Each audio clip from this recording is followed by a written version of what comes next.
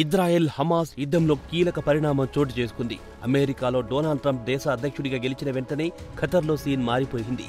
ఖతర్ ప్రభుత్వం వెంటనే దేశంలో ఉన్న హమాస్ నాయకులను వెళ్లిపోవాలని హుకుం జారీ చేసింది. దీనికి ప్రధాన కారణం ఖతర్పై అమెరికా ఒత్తిడి తెచ్చినట్లు భావిస్తున్నారు. కాగా పాలస్తీనాకు చెందిన మిలిటెంట్ గ్రూప్ హమాస్ ఇజ్రాయెల్తో కాల్పుల ఒప్పందం డీల్కు మోకాలడ్డు వేస్తోందన్న ఆరోపణలు వెలుగు చూశాయి. దీంతో ఖతర్ను వెంటనే హమాస్ నాయకులను దేశం నుంచి పంపించి వేయాలని అమెరికా ఖతర్పై ఒత్తిడి పెంచింది. పశ్చిమాసియాలో తీవ్రమైన ఉద్రిక్తత నెలకొన్న నేపథ్యంలో ఖతర్ వెంటనే హమాస్ నాయకులను దేశం నుంచి నిష్క్రమించాలని ఆదేశాలు జారీ చేసింది.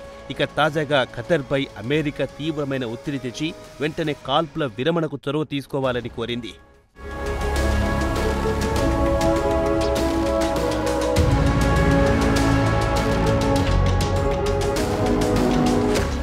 ఇక కాల్పుల విరమణ ప్రతిపాదనలను హమాస్ నాయకులు తిరస్కరించడంతో పాటు హమాస్ చెరలో ఉన్న ఇజ్రాయిల్ బందీలను విడిచిపెట్టే ప్రసక్తే లేదని మంకుపట్టు పట్టడంతో ఇంకా మిలిటెంట్లు ఖతర్లో ఉండి ప్రయోజనమేమిటని అమెరికా ఖతర్ను ప్రశ్నించింది. దీంతో ఖతర్ కూడా ఆలోచనలో పడింది.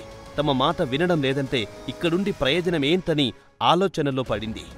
కాగా గత దశాబ్ద కాలం నుంచి హమాస్కు చెందిన టాప్ లీడర్స్ అంతా ఖతర్ను అడ్డా చేసుకుని అక్కడి నుంచి తమ కార్యకలాపాలు కొనసాగించేవారు. అయితే రాయిటర్స్ వార్తా సంస్థ సమాచారం ప్రకారం అమెరికా అధికారులు ఖతర్తో దీనిపై పెద్ద ఎత్తున చర్చలు జరిపిన తర్వాత చివరికి నిర్ణయానికి వచ్చారు. దీంతో విధిలేని పరిస్థితుల్లో ఖతర్ ఈ నిర్ణయాన్ని తీసుకోవాల్సి వచ్చింది. అమెరికాతో చర్చలు జరిపిన 10 రోజుల తర్వాత ఖతర్ ఈ నిర్ణయం తీసుకుంది.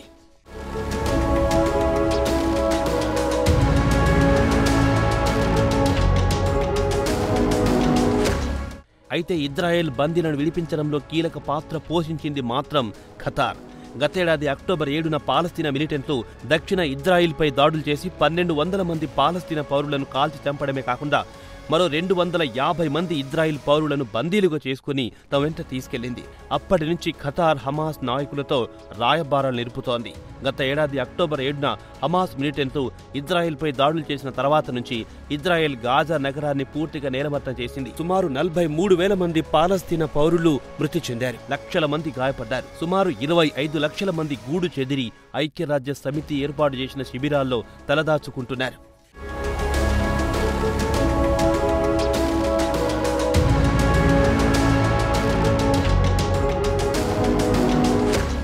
అయితే ఖతార్ ప్రతిపాదనను హమాస్ మిలిటెంట్లు పలుమార్లు నిర్ద్వందంగా తిరస్కరించడంతో ఖతార్కు కూడా ఆగ్రహం తెప్పించింది.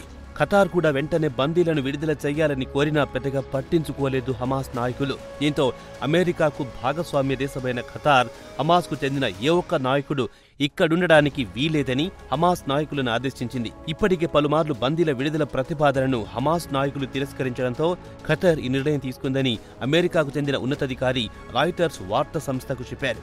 తమ మాటలు బేఖాతరు చేయడంతోనే సహజంగా అమెరికాకు ఆగ్రహం తెప్పిస్తోంది. కాగా హమాస్ మిలిటెంట్లకు ఖతార్ స్వర్గధామంగా మారిపోయింది. హమాస్ నాయకులు ఇస్మాయిల్ హానియా నుంచి యాహియా సిన్వార్ వరకు హమాస్ నాయకుల కార్యకలాపాలు ఖతార్లోనే ఉన్నాయి. అక్కడి నుంచి తమ రాజకీయాలు కొనసాగిస్తూ ఉంటారు. ఇక ఈ మిలిటెంట్ సంస్థకు ఖతర్ పెద్ద మొత్తంలో ఫండింగ్ కూడా చేస్తోంది.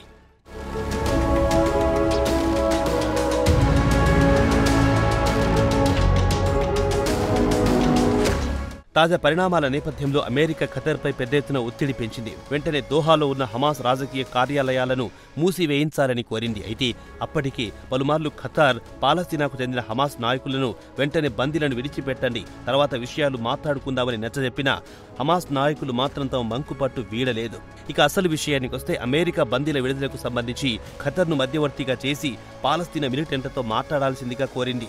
ప్రస్తుతం ఖతర్ హమాస్ మిలిటెంట్లను దోహా నుంచి వెళ్లిపోవాల్సిందిగా ఆదేశించిన వెంటనే హమాస్ నాయకులు ఖతర్ను వీడి పొరుగున ఉన్న టర్కీకి మకాం మార్చారని తెలిసింది.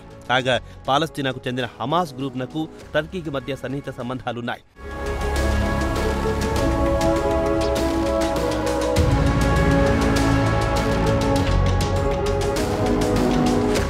ఇక పాలస్తీనా పొలిటికల్ ఆఫీసర్ ఖతర్ రాజధాని దోహాలో 2012లో ప్రారంభించారు.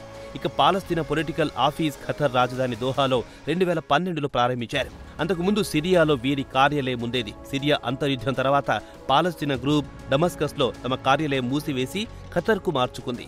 ప్రస్తుతం ఇక్కడి నుంచి టర్కీకి తమ మకాం మార్చుకుంది. కాగా టర్కీ ప్రెసిడెంట్ తయ్యప్ ఎర్దోగాన్ కూడా హమాస్ మిలిటెంట్ గ్రూప్నకు గట్టి మద్దతుదారు. అయితే టర్కీలో వీరు ఎక్కడుండేది మాత్రం టర్కీ విదేశాంగ మంత్రి బహిరంగంగా చెప్పడం లేదు. ఇజ్రాయెల్ హమాస్ మధ్య యుద్ధం మొదలైనప్పటి నుంచి ఖతర్ మధ్యవర్తిత్వం నెరిపింది. అయితే హమాస్కు ఖతర్కు మధ్య అత్యంత సన్నిహిత సంబంధాలున్నాయని చాలా మంది అనుమానాలు వ్యక్తం చేశారు. మధ్యవర్తిత్వ బాధ్యత ఖతర్కు అప్పగించడం వల్ల పెద్దగా ప్రయోజనం ఉండదన్న వార్తలు కూడా వచ్చాయి. అయితే ఖతర్పై అనుమానాలు వ్యక్తం కావడంతో ఖతర్ ప్రధానమంత్రి షేక్ మహ్మద్ బిన్ అబ్దుల్ రెహమాన్ అల్ థనీ మాత్రం మధ్యవర్తిత్వం వహించాలా వద్దా అని మరోసారి ఆలోచించుకుంటామని ఈ ఏడాది ఏప్రిల్లో చెప్పారు.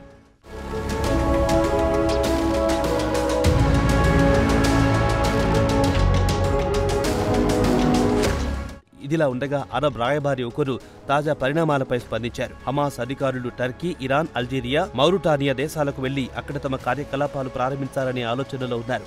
ఆ దేశ నాయకులతో చర్చలు జరుపుతున్నట్టు ది ఫైనాన్షియల్ టైమ్స్ వార్త ప్రచురించింది. ఇక అసలు విషయానికి వస్తే అమెరికా ఆమోదంతోనే హమాస్కు ఖతర్ తమ దేశంలో రాజకీయ ఆతిథ్యం ఇచ్చింది. ఇప్పుడు అమెరికా తమ దేశం నుంచి వారిని వెళ్లగొట్టాలని ఆదేశించడంతో విధి లేని పరిస్థితుల్లో ఖతర్ హమాస్ నాయకులను వదిలించుకోవాల్సి వచ్చిందని ఓ డిప్లొమాట్ చెప్పారు. తాజా పరిస్థితిని బట్టి చూస్తుంటే పరిస్థితులు మరింత జటిలమయ్యే పరిస్థితి కనిపిస్తోందని టాక్ దోహాలో వినిపిస్తోంది.